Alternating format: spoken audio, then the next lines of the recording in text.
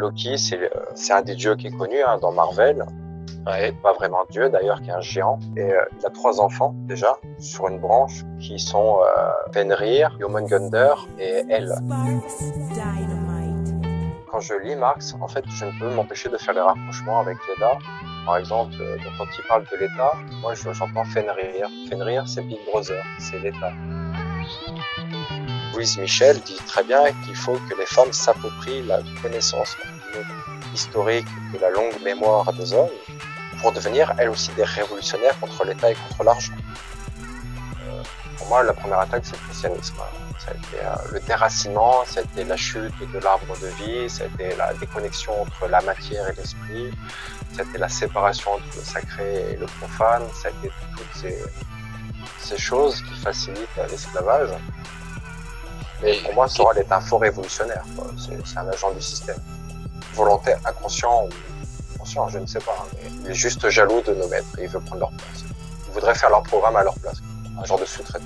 C'est vrai qu'on sent qu'il aime se donner un spectacle. Hein. C'est... Ravi de pouvoir discuter avec toi, Jérôme. Ça fait un moment qu'on se tournait autour, si j'ose dire. Oui. Je crois qu'on s'était plus ou moins croisés. Alors toi, tu connais un gilet jaune de Bonatray avec qui j'ai fait une pseudo-formation de leader de groupe, en gros, de médiateur, quoi. Avec, comment il s'appelait, Pierre? Voilà, Pierrot, ouais. Exactement. Et c'est un ami que je vois régulièrement encore. Ah, ok. Moi, ça fait un moment que je ne l'ai pas vu. On avait dit qu'on se faisait un Street Fighter et ça ne s'est pas encore fait.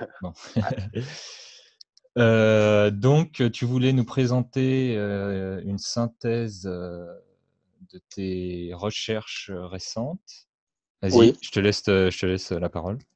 Grosso modo, j'ai eu Internet quand j'avais 20 ans. Internet où donc j'avais mon appartement, mon ordinateur et Internet. Et très vite, j'ai été politisé. Donc ça remonte à l'élection de Nicolas Sarkozy en 2007. Ouais. J'étais jeune et naïf. J'ai voté pour l'agent américain. Tu as été influencé par tes parents, j'imagine, à cet âge-là? Non, absolument pas. Ah, d'accord. Non. C'était quel milieu qui t'influençait? Pas grand, juste, je crois que je pouvais pas voter pour une femme en fait. Ah, d'accord. Ouais, et je la trouvais fausse. Elle avait un côté incite qui me gênait particulièrement. Et, et puis, voilà. Elle nous a tué les mangas, toute cette culture japonaise qui arrivait, qu'on kiffait. Oui. Elle a un peu mis fin à tout ça, la Sego. Enfin, en tout cas, elle a largement. Elle a tué Dorothée, quoi. Ouais, c'est ça. Ah ouais. Bon, moi, c'est pas trop mon époque. Hein. J'ai jamais trop regardé. Je pense que j'étais trop jeune à ce moment-là. C'était déjà terminé quand je me suis vraiment mis à la télé. Moi, c'est toute mon enfance. J'ai 34 ans, donc oui, forcément. De cette génération Club Dorothée. J'ai ouvert une grosse blessure alors du coup. Je pensais que c'était cicatrisé, mais non, ça passera jamais. Hein. Et donc ça remonte à 2007, si je dis pas de bêtises. Et donc ça fait 12 ans, grosso modo 12 ans que je suis sur Internet, les forums, et que la plupart de mon temps libre, j'ai pas eu de télé en fait depuis cette époque-là. Je ne joue pas à la console, je ne joue pas aux jeux vidéo. Ah voilà. Tiens, c'est intéressant ça. Parce que du coup, tu es l'époque qui a vu l'essor des consoles, l'essor de cette culture populaire là, et t'as pas même le jeu de rôle, tout ça juste avant le phénomène geek, il y a eu quand même des précurseurs qui étaient beaucoup jeux de rôle. Et ça, c'est plus déjà. J'ai joué à ça quand j'étais au collège, donc j'étais adolescent. J'ai joué à Star Wars on avait un maître du jeu, donc c'était le jeu de rôle. Hein. C'est ma seule expérience. Hein. Ça a duré une année. C'était bien. Après, bon, le groupe s'est dissous et puis la vie, quoi. J'ai eu les consoles. Hein. J'ai eu quand même la Nintendo, la NES. Quand la Super NES était sortie, mais financièrement, je pouvais me payer que la NES. Après, j'ai eu la PlayStation 1. En faisant des petits boulots à gauche et à droite, je me suis payé la PlayStation 1. Et j'ai arrêté avec la Dreamcast de Sega. Ah, un autre aficionados de la Dreamcast. Moi aussi, je l'ai eu et Purée, il y avait de ces perles sur Dreamcast. Enfin, moi, j'en Ouais, prenais plein les yeux à l'époque, hein. Je découvrais un peu les jeux vidéo. J'avais joué un peu à la PlayStation Lara Croft. Je découvrais les jeux ouais, vidéo avec Lara Croft et Tomb Raider donc. ouais. Et ensuite la Dreamcast avec un jeu. Alors c'est peut-être pas un des premiers jeux de Rockstar, mais c'est un jeu qui à mon avis, enfin, j'en ai jamais réentendu parler. J'ai jamais revu du gameplay dessus.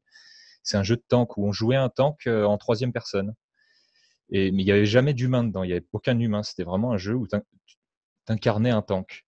Vue de Et dessus, en euh, 2D. non, non, non, c'était de la belle 3D pour l'époque. Meilleur graphiquement que Tomb Raider. Hein, c'était un petit peu, Oui, il est largement. sorti un petit peu après. Et, euh, et vraiment un super jeu, un monde ouvert déjà à l'époque. Les maps étaient vachement grandes, je me perdais dans les maps, c'était génial. C'était ma première expérience. Moi, il y en a, c'est Ocarina of Time, les Zelda et tout. Moi, c'est sur ce jeu-là. Ouais, je comprends. C'est très bien, ça. C'est les bons jeux, ça. On Mm. s'amuse bien dessus. Bon, Ouais, mais j'ai très. arrêté parce que ça, ça prenait trop de temps Ouais, et ouais, j'imagine. Bon, on c'était va pas pas possible. trop d'ailleurs du coup digresser sur les jeux vidéo. Donc, on va se livrer à un nouvel exercice pour moi hein, sur Digital Alternative. C'est une sorte de débat, interview. On n'a pas trop défini, mais bon, peu Ça importe. sert à rien de définir. Voilà, ouais, je suis d'accord. Si tu veux te faire une présentation sommaire, avant qu'on Rapide. commence Ouais. directement le vif du sujet, Bon, je vais faire une présentation comme ça. Si l'auditeur veut passer après, il pourra, quoi. ouais, Euh, donc, oui, comme j'expliqué précédemment, j'ai eu mon ordinateur, premier ordinateur avec une connexion Internet, donc à domicile, donc quand j'étais majeur.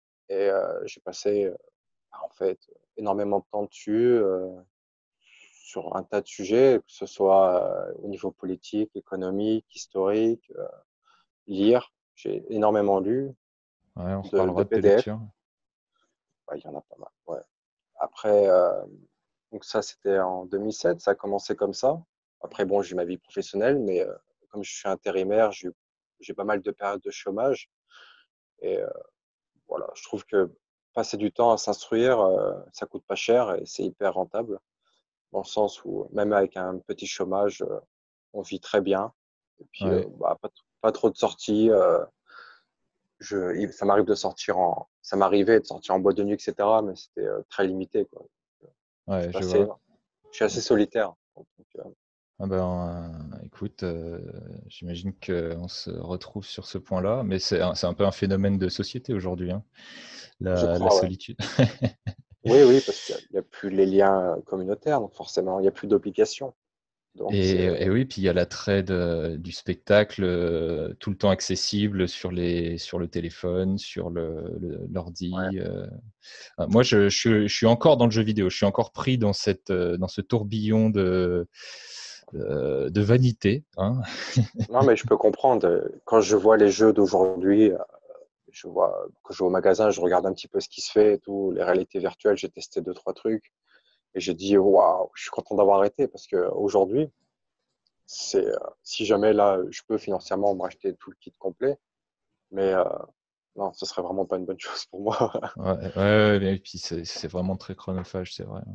Ouais, ouais. Euh, Donc, euh, pour ouais, poursuivre, vas-y, j'ai continue. juste comme ça. Pardon. Donc, ouais, beaucoup de lectures. J'étais aussi très intéressé par tout ce qui était questions spirituelles. Donc, je sais pas si on peut appeler ça métaphysique, mais la spiritualité en général, hein. Donc, j'ai lu les trucs classiques, René Guénon, Guénon, ouais. Evola, et d'autres, Papus, Eliphas Mhm. Lévy, et tout un tas de trucs. Ça, c'était Ok. mon premier. Et Claude Manoury, non, Pierre Manoury, voilà, exactement, un Breton qui, euh, qui a publié un tas d'ouvrages très intéressants. Sur les Celtes, c'est ça? Oui, sur entre guillemets, la magie celtique et, je sais pas, moi, à des exercices spirituels avec le soleil, donc le jeûne de trois soleils, la marelle, Ah ouais. le rituel de Comment la t'écris voûte, ça? Comment t'écris ça? Manouri? Manouri. Ouais, ok. Mm. Pierre Manouri. Je Ouais, regarderai ça, ça m'intéresse. Voilà. Ah bah si, on va en parler de tout ça après. Hmm. Puis en fait, j'ai vraiment épluché. Il y avait à l'époque, il y avait énorme, enfin je sais pas, il y a peut-être toujours, hein, mais il y avait énormément de PDF, de bibliothèques qui circulaient sur plein de sites qui mettaient à disposition un tas de PDF, de livres, donc numérisés, hyper intéressants. Et comme j'étais au chômage, bah, je passais mes journées là-dessus, quoi, à lire, Je que vois. ce soit historiquement, la géopolitique, puis des vieux ouvrages en fait, beaucoup de vieux ouvrages. La meilleure des occupations, c'est de se cultiver, hein, finalement. Moi, Bah, j'essaye tant ouais, bien que mal de partager cette réalisation que j'ai pu faire dans mon parcours et avec mes camarades de mon âge, donc parfois même un peu plus jeunes.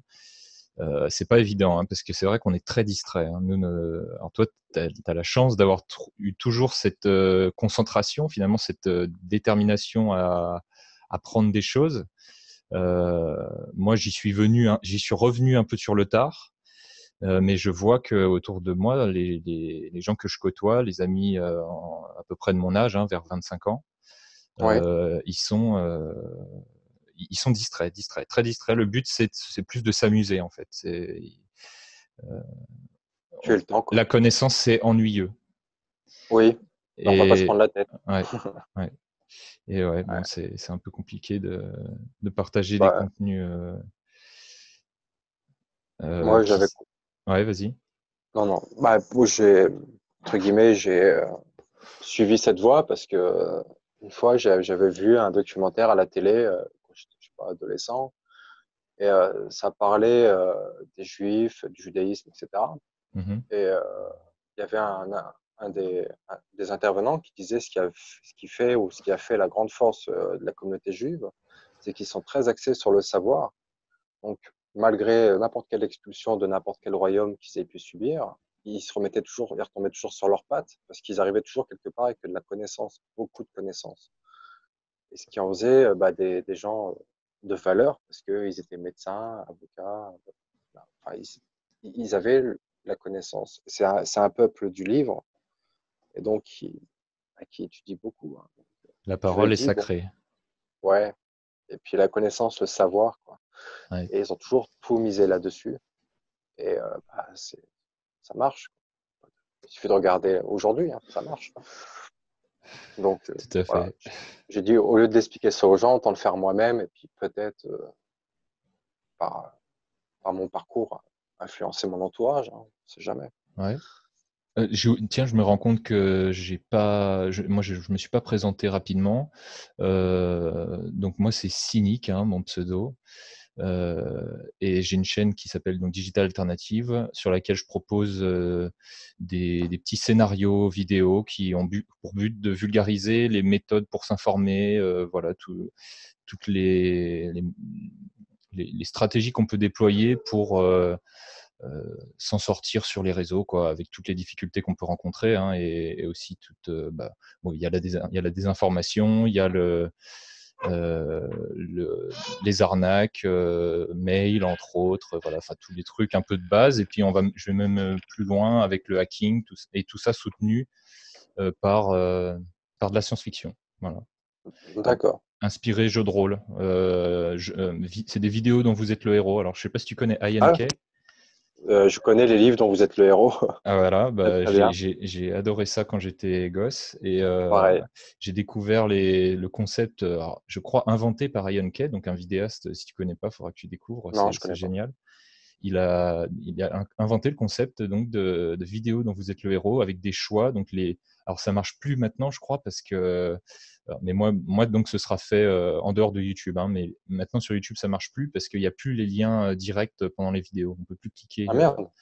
Mais à l'époque, donc, il faisait ça avec des liens dans les vidéos et ça t'amenait sur d'autres vidéos et ça faisait comme un scénario, quoi, un jeu à l'ancienne avec des Je tableaux vois très bien. voilà, et à chaque fois, c'était lui qui faisait le narrateur et puis voilà, il te présentait tes choix. Il y avait même dans le troisième scénario, la troisième histoire qu'il a fait, parce qu'il en a fait trois volets de trois scénarios différents.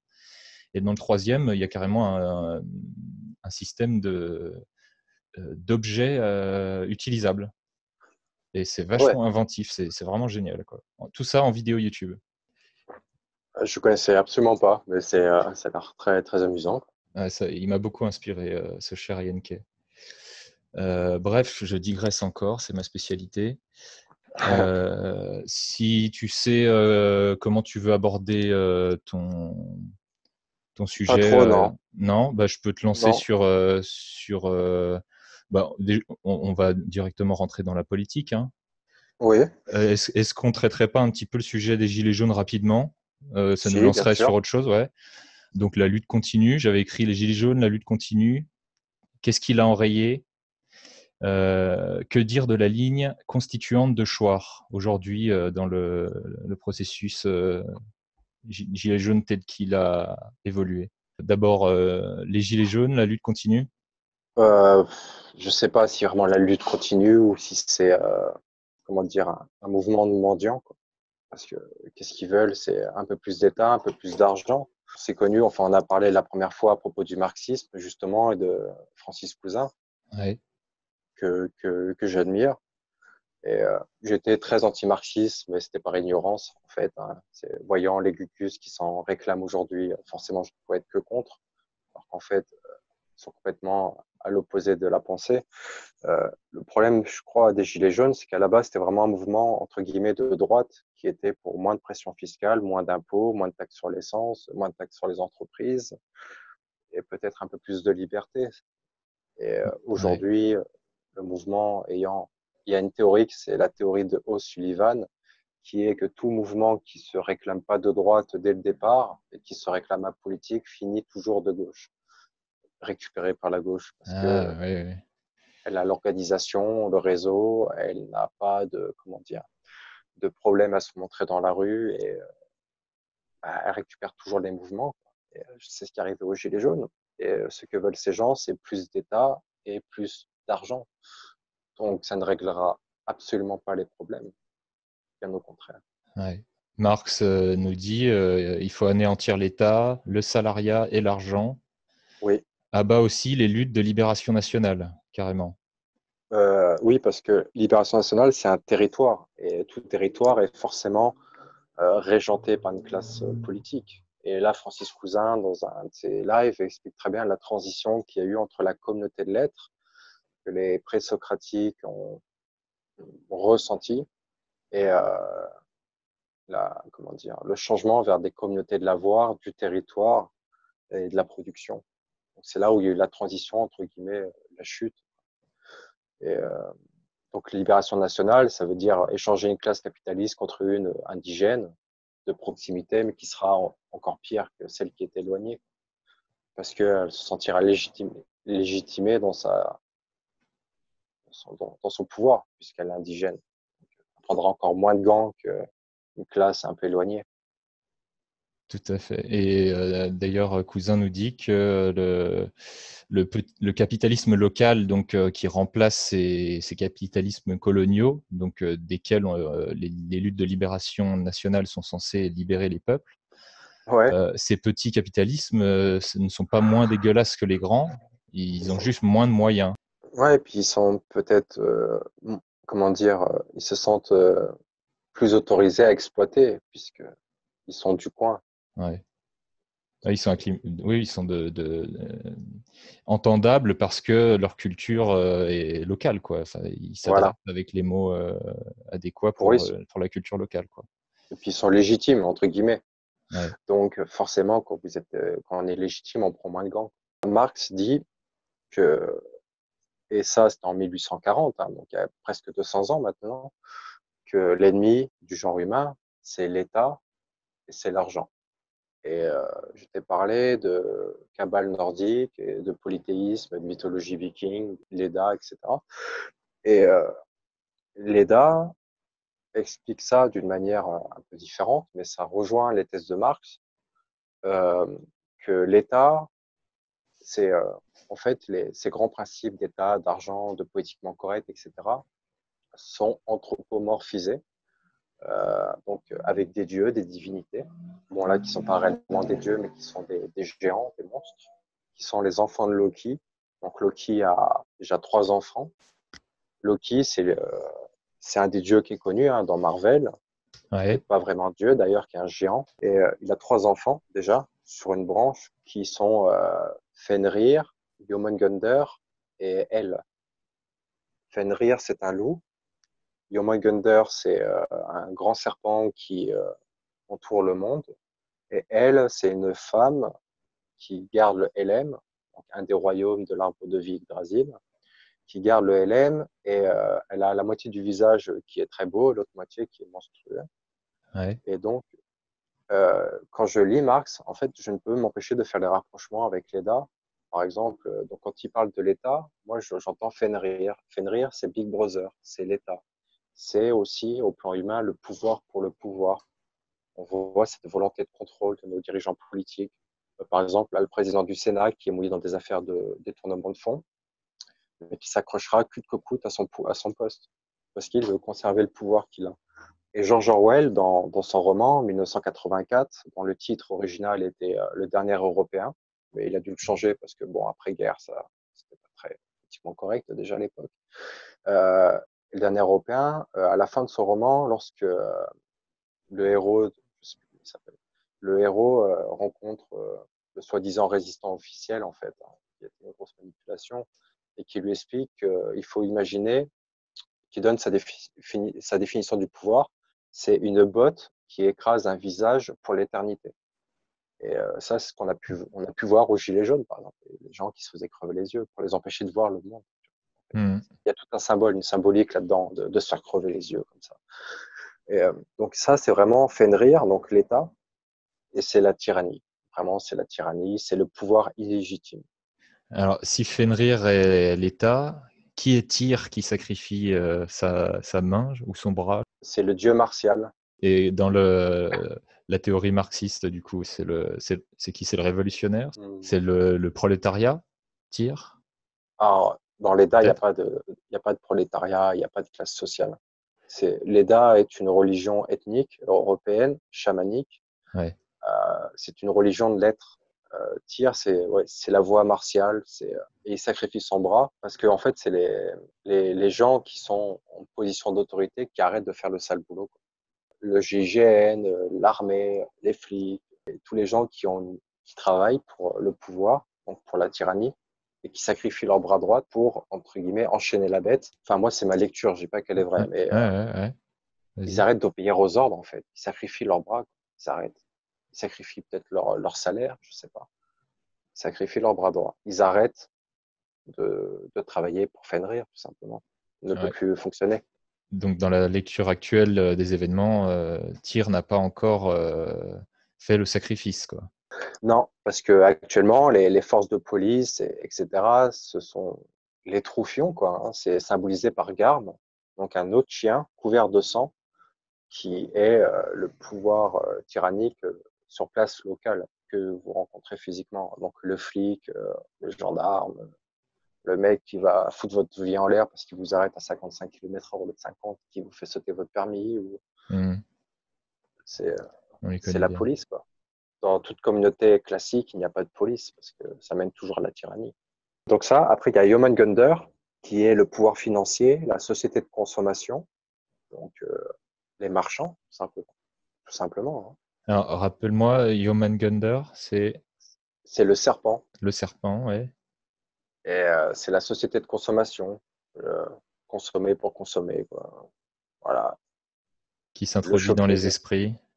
bah, la fétichisation de la marchandise, Voilà, hein. tout à fait. Ouais. Donc toujours ce parallèle entre Marx et les Edda, quoi, qui était la religion des Vikings, hein, comme on dit. Et après, il y a sa troisième enfant qui est Elle, donc H-E-L, c'est de là que vient le mot enfer en anglais. Et elle, c'est la gardienne du LM, c'est le monde du troupeau, du consommateur lambda, démocrate, celui qui veut peut-être aujourd'hui, on appelle ça là, le RIC, le référendum d'initiative citoyenne. Ouais. Et c'est qui a été la grande contradiction entre Marx et Proudhon, qui était un socialiste, Proudhon, qui voulait réformer l'État. Donc, c'est-à-dire garder la cellule de prison qui nous emprisonne actuellement, juste un peu changer la couleur, l'adapter, peut-être un peu espacer les barreaux, mettre une grille d'aération, Mhm. mais rester dans cette cellule. Alors que Marx, lui, veut voulait mettre à terre, en fait, tout ce système. Des serviteurs de Loki, c'est le blabla. Ouais. Loki, au plan individuel, donc le père de Fenrir, Jormungandr et Elle, c'est l'ego. Et au plan sociétal, la société, c'est les journalistes, le blabla, en fait. C'est les discours de Macron, c'est les contre-vérités. Ce n'est pas des mensonges. Un mensonge, c'est quelque chose qui n'est pas la vérité. Une contre-vérité, c'est l'exact opposé. L'inversion. Voilà. C'est vraiment l'inversion. Nous sommes dans une société où tout est inversé. Par exemple, on va nous dire l'immigration est une chance pour la France, alors qu'en réalité, c'est la France qui est une chance pour l'immigration. Vous voyez, tout est Ouais. inversé comme ça. Ou que certaines tribus sont victimes de l'humanité depuis la nuit des temps, alors qu'en réalité, c'est le contraire. Vous voyez, il y a toujours cette inversion. Tout est à l'envers. Et donc, il est tombé dans ce traquenard où il a dû se soumettre, en fait, à la fille de Loki, qui est elle, qui est, comment dire, les conventions sociales. Il faut faire comme tout le monde, il faut prendre son crédit parce que tout le monde le fait, il faut se marier parce que tout le monde le fait, il faut avoir un emploi. Terme très insultant d'avoir un emploi. Ça veut dire quoi? C'est-à-dire que je suis une merde. Il faut un emploi, quoi. Ouais. Si j'ai pas d'emploi, je vais là. Donc, bref. Et donc, il est tombé là-dedans. Et il s'est, comme disait Mélenchon, le rayon paralysant de l'antisémitisme. Hein, tout simplement. Ouais. C'est ça. Et il a dû se soumettre sur l'autel de la religion officielle de cette grande province qu'est l'OTAN. Et je crois qu'il, de toute façon, il pouvait se mettre à terre et lécher les chaussures. Ça n'aurait rien changé. Il fallait le démolir. Parce que même si il n'est pas réellement une menace, ça restait quand même la menace la plus grande par rapport aux Gilets jaunes. Quoi. Ils voulaient mettre le référendum d'initiative citoyenne, etc. Et même ça, ça reste déjà intolérable Ouais. pour le gouvernement. Et c'est Même là qu'on si, voit le déterminisme historique, puisque finalement c'était prévisible, le fait qu'on le mette devant l'obligation de reconnaître le dogme de l'existence des chambres à gaz, c'était ce qui devait arriver pour le bloquer. Il y avait, sur tout le reste, personne ne pouvait vraiment le prendre en défaut puisqu'il était sur une ligne souverainiste radicale. Mais même le souverainisme, ça suffit pas. En fait, et c'est d'ailleurs ce que nous dit Cousin, c'est que être constituant, c'est rester dans la démocratie, c'est aménager le capital, aménager l'argent, oui, et c'est du néo-proudhonisme. Alors, je ne sais pas si tu veux exactement. développer cette Alors, question. je crois que tu as tout dit, dans le sens où Proudhon avait un train de retard sur l'analyse de Marx. Proudhon, lui, voulait aménager. C'est comme une fille qui se fait violer, elle lui dit non, mais attends, mais un préservatif. Voilà, c'est ça. Proudhon, il veut être violé, mais avec préservatif. Mais il n'a pas envie d'avoir ce rapport avec l'État, avec l'argent, mais bon, quand même, il va se soumettre, mais il faut quand même être une capote. Marx, il dit, moi, je ne veux pas être violé par l'État et par l'argent. Il est contre, totalement en opposition contre ces deux forces négatives, même ces trois forces, parce que le LM, c'est la bourgeoisie, hein, avec tous ses codes, etc. On est devenus des bourgeois.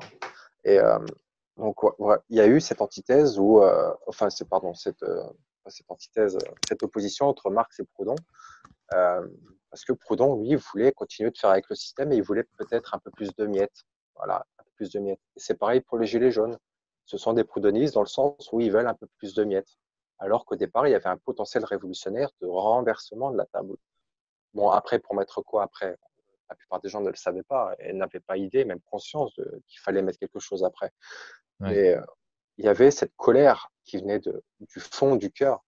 Et puis, les Gilets jaunes ont été un réel danger au moment des ronds-points parce qu'il y avait des embryons d'embryons de communauté. Ouais, c'est vrai que là, c'est là que l'analyse de Cousin finalement prend tout son sens au niveau de la communauté primordiale. Ça a été spontané vraiment, hein, cette Oui, action des Gilets jaunes là, de se réunir autour des ronds-points. Enfin, c'était vraiment un beau moment de rencontre, hein, mine de rien. Enfin, on nous enlèvera pas ouais, ça au moins, hein. On a presque senti la fusis finalement. exactement. C'est le terme exact, c'est ça. Le cœur français battait de nouveau. Il y avait cette lumière qui en fait était restée allumée dans tous nos cœurs et on s'était réunis, puis on avait allumé nos feux sur les ronds-points. Moi, j'ai passé des nuits au rond-point beaucoup de nuit d'ailleurs.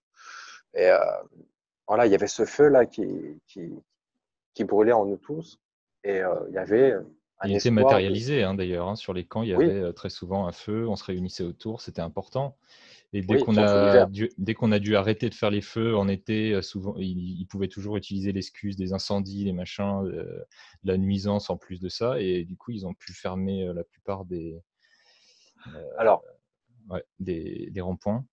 nous, on n'a pas eu ce problème avec les feux. On n'a pas eu de soucis.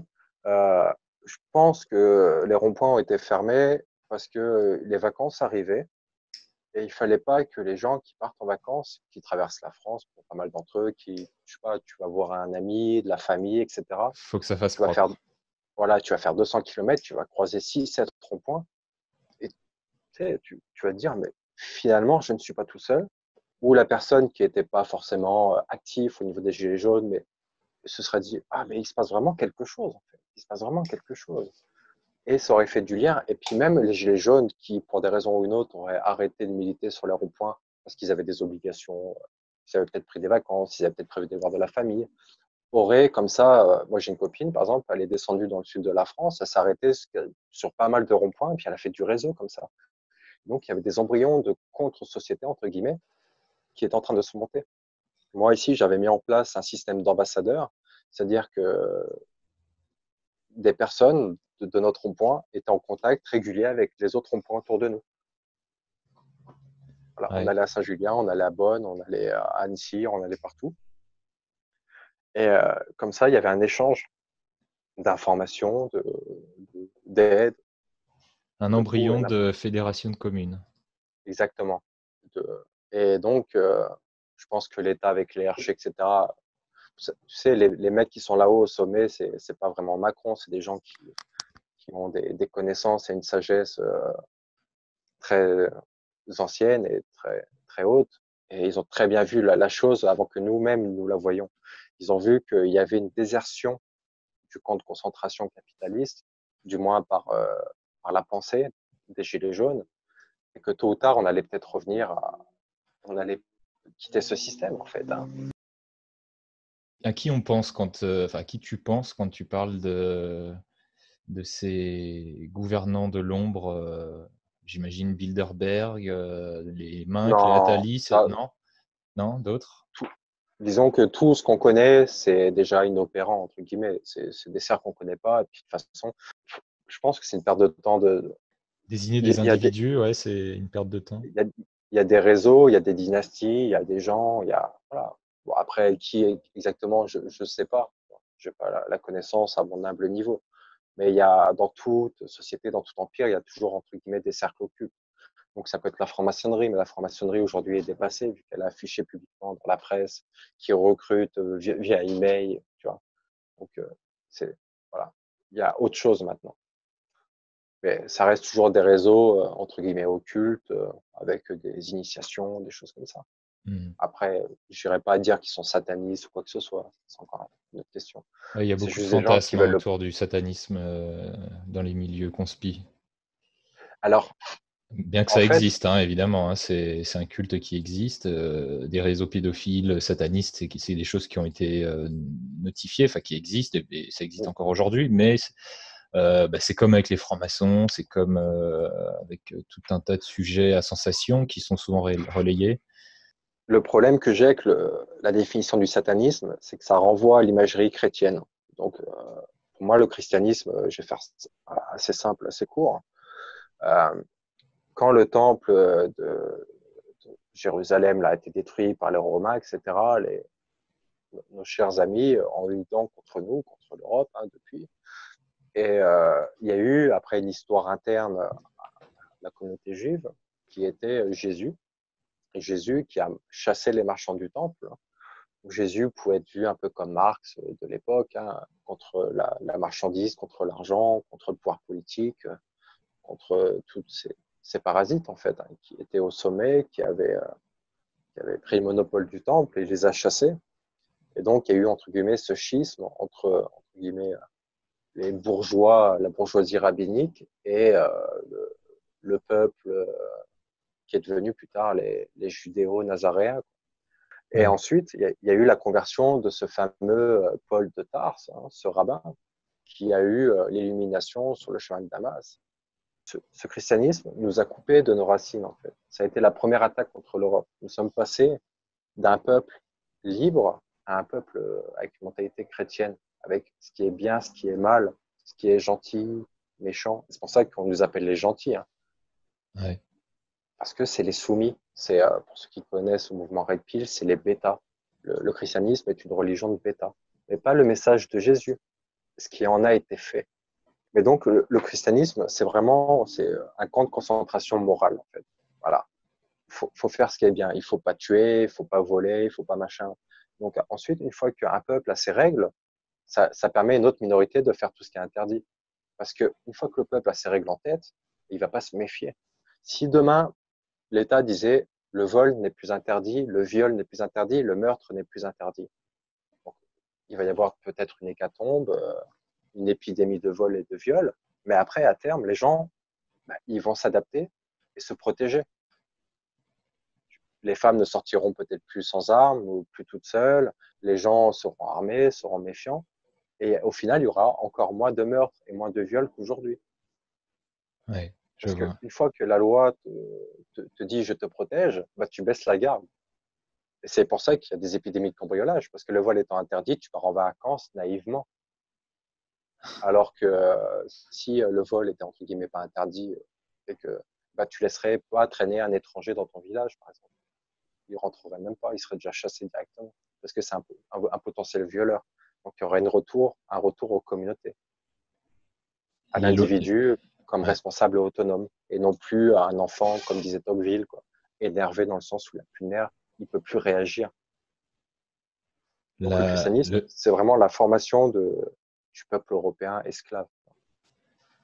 le droit, c'est une production des rapports aliénés créés par l'influence de la marchandise sur les sociétés, finalement. Bah, le droit, c'est que la domestication du peuple par l'État. Parce que le droit, c'est la force. Donc une fois qu'on te retire tes droits à l'autodéfense, etc., c'est l'État qui a le pouvoir. Mais pour ça, pour que l'État aujourd'hui soit ce qu'il est aujourd'hui, il fallait au départ que moralement on puisse l'accepter. Donc il fallait accepter le fait que tu ne puisses pas tuer, pas faire de duel, être soumis quoi, à un hypothétique paradis et enfer. Voilà. Si tu es obéissant, tu vas au paradis. Si tu es méchant, entre guillemets. Et c'est pour ça que j'ai du mal avec cette différence entre sataniste et pas sataniste. Le paganisme est souvent considéré, enfin, dans l'imagerie populaire, dans la conscience populaire, le paganisme est un satanisme en fait. Oui, Et pour les chrétiens, oui. voilà, parce que voilà, et même du coup les laïcs qui ont une culture chrétienne, ce qui est Oui, une grande majorité des Français finalement. ouais, Euh, c'est le plus pourri, hein. ouais. À propos de la laïcité, est-ce qu'elle est souhaitable et est-ce qu'elle est compatible avec les radicalités dogmatiques contemporaines, donc chrétienne, islam, judaïsme? On peut voir que la ligne de ER, par exemple, elle est très catho-tradie, hein, en tout cas ça plaît aux catho-tradies. Ouais, Il y a un regain, alors moi j'appellerais ça de dogmatisme chrétien, euh, oui, tout comme il y a une grosse influence évidemment du dogmatisme islamique, hein, bon, ça aura échappé à personne. Et il y a le dogmatisme judaïque qui est toujours là, donc en arrière-boutique, quoi. Quelle perspective, du coup donc, toi, tu aurais enfin, une idée pour sortir de ces tiraillements entre des idéologies qui rentrent en contradiction l'une l'autre et qui font bon, est-ce que je vais utiliser le terme choc des civilisations? Je ne sais pas si c'est le oui. mot.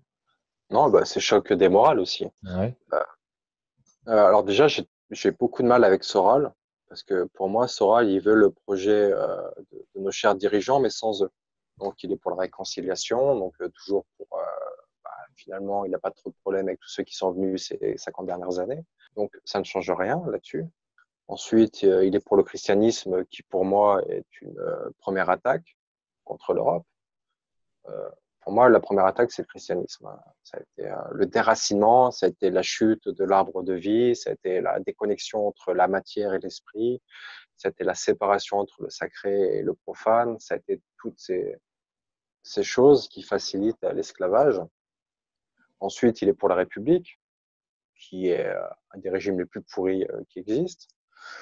Et ensuite, il n'est pas contre le métissage, et puis il est pas, entre guillemets, pro-blanc, dans le sens où il n'est pas pour la préservation de notre peuple.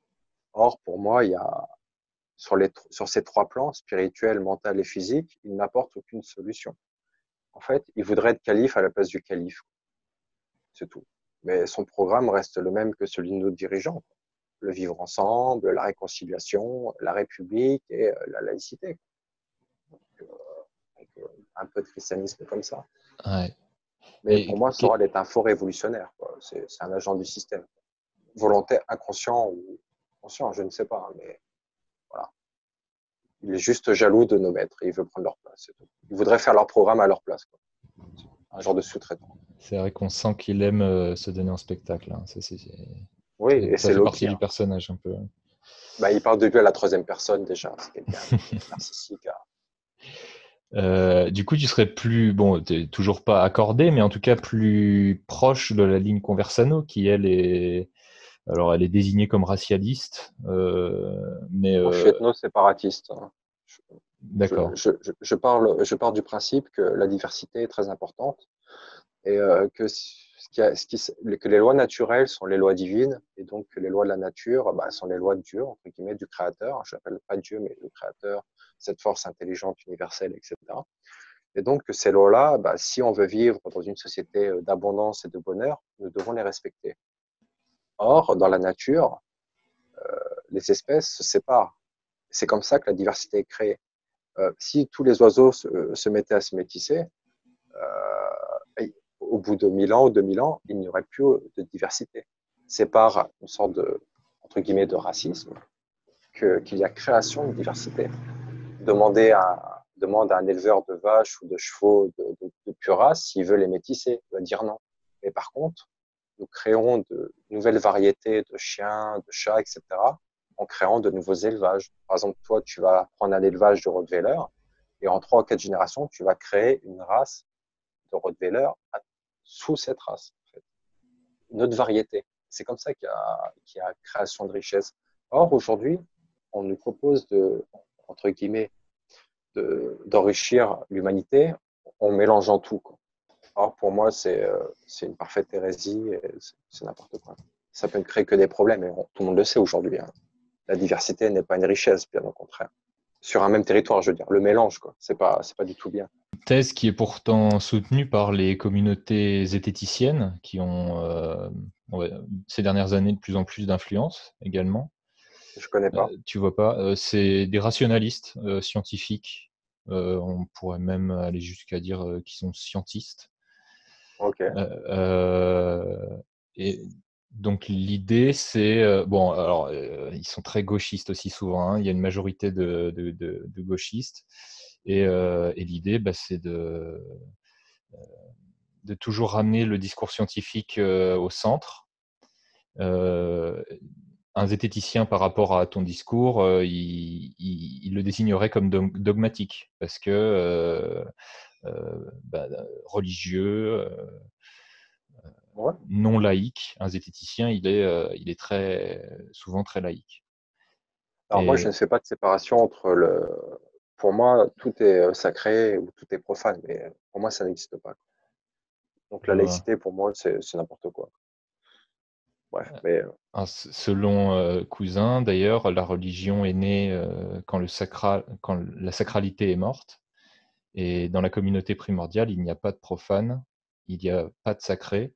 Tout est communion sacrale au monde, puis la valeur d'échange se met à profaner le monde. Un exemple très simple, la cérémonie au Japon du thé, je crois. Ouais. C'est un geste anodin. Tout le monde, on boit tous du thé, du café, etc.